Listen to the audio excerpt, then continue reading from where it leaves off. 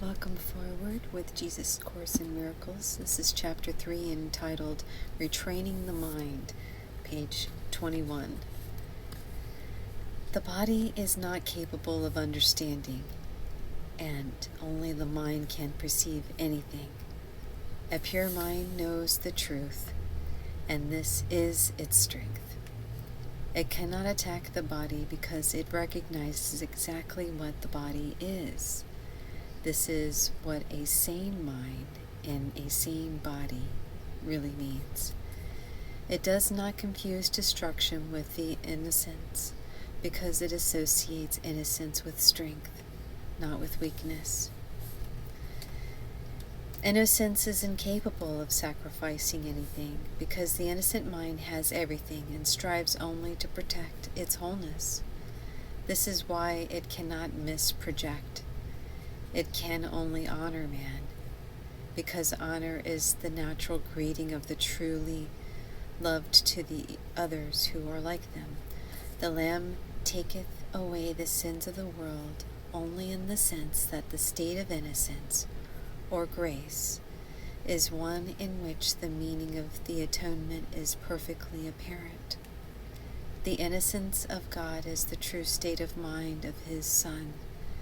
In this state, man's mind does see God in the sense that he sees Him as He is, and realizes that the atonement, not the sacrifice, is the only appropriate gift to his own altar, where nothing except true perfection belongs. The understanding of the innocent is truth. That is why their altars are truly radiant. Miracles as accurate perception. We have repeatedly stated that the basic concepts referred to in this course are not matters of degree. Certain fundamental concepts cannot be meaningfully understood in terms of coexisting polarities. It is impossible to conceive of light and darkness, or everything and nothing as joint possibilities. They are all true or all false. It is essentially that you realize that behavior is erratic until a firm commitment to one or the other is made. A firm commitment to darkness or nothingness is impossible. No one has ever lived who has not experienced some light or something. This makes everyone really unable to deny truth totally, even if he generally deceives himself in his connection.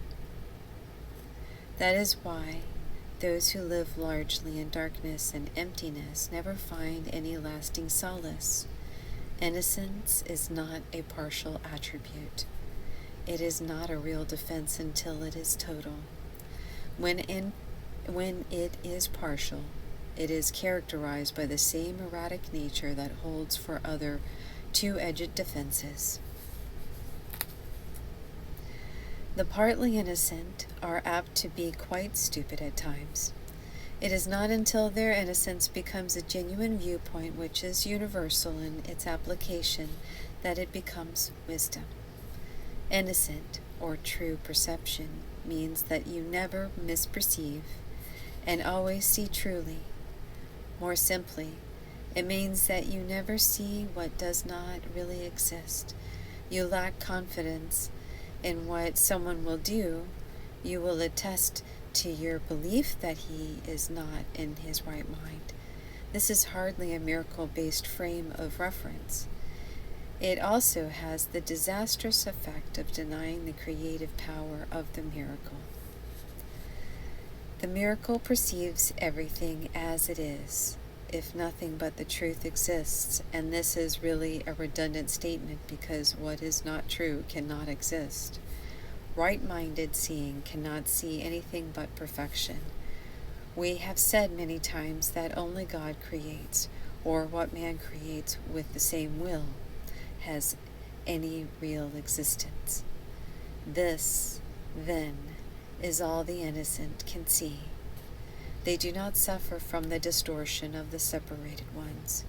The way to correct all such distortions is to withdraw your faith from them and invest it only in what is true.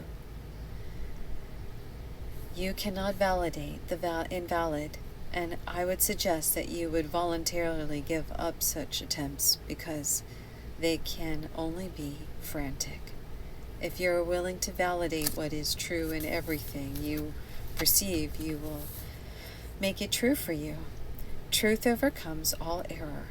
This means that if you perceive truly, you are canceling out misperceptions in yourself and in others simultaneously, because you see them as they are.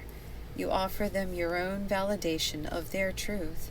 This is the healing which the miracle actively fosters. Perception versus knowledge. We have emphasized perception and have said very little about cognition as yet, because you are confused about the difference between them. The reasons we have dealt so little with cognition is because you must get your perception straightened out before you know anything. To know is to be certain. Uncertainty means, or merely means, that you do not know. Knowledge is power, because it is certain, and certainty is strength. Perception is merely temporary. It is an attribute of the space-time belief, and is therefore subject to fear or love. Misperceptions produce fear, and true perceptions produce love. Neither produces certainty, because all perceptions vary. This is why it is not knowledge. True perception is the basis for knowledge, but knowing is the affirmation of truth. All your difficulties ultimately stem from the fact that you do not recognize or know yourself, or each other, or God. To recognize means to know again, implying that you knew before. You can see in many ways because perception involves different interpretations, and this means that it is not whole. The miracle is a way of perceiving, not knowing. It is the right answer to a question, and you do not ask questions at all when you know. Thus it ends, page 20.